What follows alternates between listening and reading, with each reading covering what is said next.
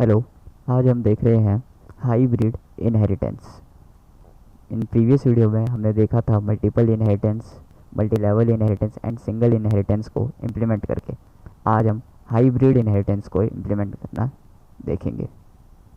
सो इसका हम सीधा कोड देखते हैं, सीधा इम्प्लीमेंट करेंगे हाइब्रिड को। अब हम अपने एडिटर स्क्रीन पर आ गए हैं।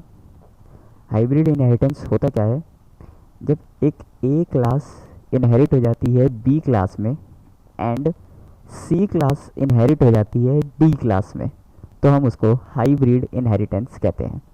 तो ऐसे ही हम इम्प्लीमेंट भी करेंगे कि मैंने यहाँ पे सबसे पहले एक स्टूडेंट क्लास क्रिएट करी, फिर मैंने उसमें इन प्राइवेट दो डेटा मेंबर्स क्रिएट करे, रोल नंबर एंड नेम। फिर मैंने इसका इन स्टूडेंट क्लास का मेंबर फंक्शन क्रिएट करा एस इनपुट के नाम से। ऐसे ही मैंने डिस्प्ले फंक्शन क्रिएट करा, डिस्प्ले मेंबर फंक्शन क्रिएट करा एस डिस्प्ले के नाम से, एंड उसके अंदर वो roll number and name print करेगा और इनपुट में रोल नंबर और नेम इनपुट में लेगा। और फिर मैंने लास्ट स्टूडेंट क्लास को एंड कर दिया। फिर मैंने क्या करा, गेम्स क्लास क्रिएट करी एंड उसमें मैंने स्टूडेंट क्लास को इनहेरिट कर लिया, क्योंकि हमें पता है हाइब्रिड इनहेरिटेंस क्या होता है। जब ए क्लास इनहेरिट होती है बी क्लास में, तो ए क्लास हो गई हमारी स्टूडेंट एंड बी क्लास हो गई हमारी गेम्स, तो बी में इनहेरिट हो गई हमारी ए क्लास। आप ये देख सकते हैं कि colon member colon public and class का नेम, तो इनहेरिट हो गई। फिर मैंने गेम्स क्लास में भी अंदर एक डेटा मेंबर्स क्रिएट करा गेम्स नाम से एंड उसका मेंबर फंक्शन जी इनपुट के नाम से। फिर मैंने उसके अंदर जो स्टूडेंट क्लास में हमने एस इनपुट फंक्शन क्रिएट कर रखा था उसको मैंने यहाँ से कॉल लगा दी, मतलब यहाँ पे मैंने इसको यूज़ कर लिया। और मैंने एक सेल्फ स्टेटमेंट भी लगा दी, enter the student game. And ऐसे ही मैंने जी डिस्प्ले फंक्शन क्रिएट करा, उसके अंदर मैंने स्टूडेंट क्लास का जो भी मैंने एस डिस्प्ले फंक्शन क्रिएट कर रखा था उसको भी मैंने यहाँ यूज़ कर लिया। और एट लास्ट मेरी यहाँ पे क्लास एंड हो गई गेम्स क्लास। तो हमने ए क्लास को इनहेरिट कर लिया बी क्लास में। अब हम आते हैं अपनी सी क्लास में। सी क्लास टीचर नाम की है। इसमें मैंने अपना एक डेटा मेंबर क्रिएट कर रखा है टी नेम नाम का, और उसका मैंने मेंबर फंक्शन क्रिएट कर रखा है जो है टी इनपुट, जो इनपुट ले रहा है टीचर नेम की अंदर उसकी स्टेटमेंट है एंटर द टीचर नेम। और ऐसे ही फिर मैंने डिस्प्ले फंक्शन क्रिएट कर दिया टी डिस्प्ले के नाम से, उसका मेंबर फंक्शन, और मैंने क्लास एंड कर दी टीचर क्लास। तो मेरी सी क्लास एंड हो गई। अब हम अपने आते हैं डी क्लास में, जो पीरियड नाम की क्लास है एंड टीचर क्लास को वो इनहेरिट कर रही है, क्योंकि हमें पता है हाइब्रिड में ए क्लास इनहेरिट होती है बी क्लास में एंड सी क्लास इनहेरिट होती है डी क्लास में। तो मैंने सी क्लास जो हमारी टीचर क्लास थी वो हमारी होगी सी क्लास, टीचर क्लास इनहेरिट हो गई पीरियड क्लास में, जो पीरियड क्लास हमारी कौन सी हुई डी क्लास। सो मैंने उसको इनहेरिट कर लिया एंड मैंने उसके अंदर भी पीरियड क्लास के अंदर भी अपना एक डेटा मेंबर क्रिएट कर लिया टी नाम से, एंड उसमें मैंने उसका एक फंक्शन क्रिएट कर लिया इनपुट नाम से। उसमें मैं टीचर क्लास में जो मैंने टी इनपुट नाम से फंक्शन क्रिएट कर रखा था उसको मैं यहाँ यूज़ कर रहा हूँ, क्योंकि मैं इनहेरिटेंस कर चुका हूँ तो मैं यूज़ कर सकता हूँ।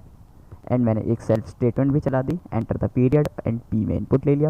सेम ऐसी काम मैंने डिस्प्ले फंक्शन में भी करा पीरियड के, कि टीचर का जो मैंने display function T display function create कर रखा था उसको मैं यहाँ यूज़ करूँ। एंड एट लास्ट मैंने यहाँ क्लास एंड कर दी, तो मेरी डी क्लास भी एंड हो गई जो पीरियड नाम की थी। अब मेन फंक्शन में क्या होता है, यहाँ पे आपको दो ऑब्जेक्ट बनाने पड़ेंगे। एक मैंने बनाया है गेम्स क्लास का ऑब्जेक्ट एंड पीरियड क्लास का ऑब्जेक्ट। क्यों? क्योंकि गेम्स क्लास में हमने इनहेरिट करा था स्टूडेंट क्लास को एंड पीरियड क्लास में हमने इनहेरिट करा था टीचर क्लास को, तो उन दोनों में उनके फंक्शन पड़े हुए हैं।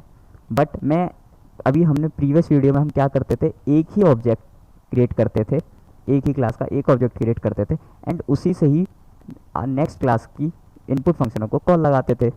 बट इसमें हम नहीं कर सकते हाइब्रिड इनहेरिटेंस में। क्यों नहीं कर सकते? क्योंकि हाइब्रिड इनहेरिटेंस हमें ये कहती है ए क्लास इनहेरिट होगी बी में एंड सी क्लास इनहेरिट होगी डी में, बी और सी का लिंक नहीं है, तो इसलिए हमें ए बी के लिए सेपरेट ऑब्जेक्ट क्रिएट करना पड़ेगा एंड सी डी के लिए सेपरेट ऑब्जेक्ट क्रिएट करना पड़ेगा।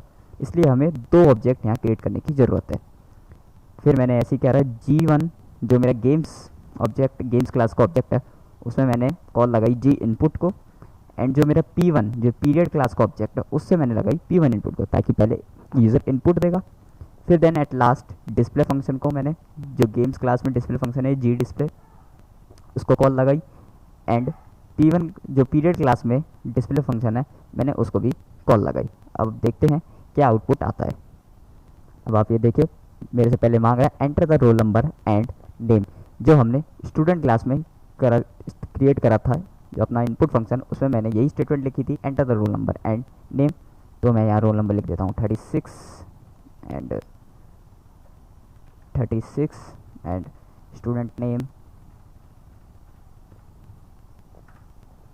अब आ रहा है, मांग रहा है एंटर द स्टूडेंट गेम, मतलब अब गेम क्लास के अंदर जो फंक्शन है वो एक्सिस हुआ, और अब वो मेरे से गेम पूछ रहा है, स्टूडेंट गेम। सो मैंने लिख दिया हॉकी। अब एंटर द टीचर नेम, अब टीचर क्लास एक्सिस हुई एंड उसके अंदर का फंक्शन हुआ। अब वो मांग रहा है मेरे से पीरियड, कि कौन सा पीरियड। सो मैं इसमें लिख देता हूँ 5th।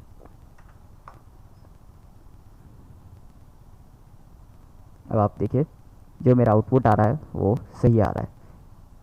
Roll number is 36, yes मैंने 36 ही एंटर करा था, and name is Gaurav, yes name Gaurav. फिर student game is hockey, yes. फिर लास्ट में teacher name is Amit, and at last period name is 5th, जो मेरा एकदम सही आउटपुट आ रहा है। सो हमने देखा कैसे हम हाइब्रिड इनहेरिटेंस को इम्प्लीमेंट कर सकते हैं, उसको कैसे हम एक्सेस कर सकते हैं। हमें पता चला कि हाइब्रिड इनहेरिटेंस क्या होता है, उसको कैसे इम्प्लीमेंट करते हैं, उसके हमने ऑब्जेक्ट भी क्रिएट करे। आई होप आपको सब कुछ समझ में आया होगा, and thank you for watching.